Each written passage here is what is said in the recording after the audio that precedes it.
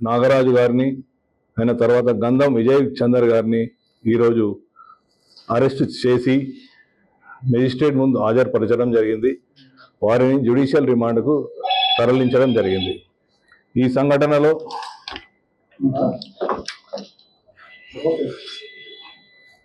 గాయపడ్డ అంటే సఫకేషన్ తోటి గాయపడ్డ శ్రీ తేజ అబ్బాయి ఇప్పుడు హాస్పిటల్లో సూపర్ స్పెషాలిటీ హాస్పిటల్లో అతను చికిత్స పొందుతున్నాడు. చికిత్స జరుగుతున్నది. ఇంకా దీనిలో ఈ కేసులో పరిశోధన కొనసాగుతున్నది.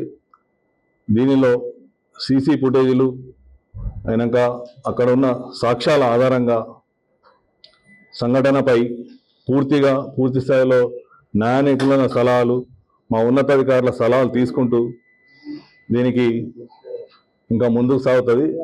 దీనిలో చట్టరీత్యా ఎవరెవరైతే దీనిలో ఇంకా పాలు పంచుకొని ఉన్నారో వారందరిపై తదుపరి చర్యలు ఉంటాయి. Thank you.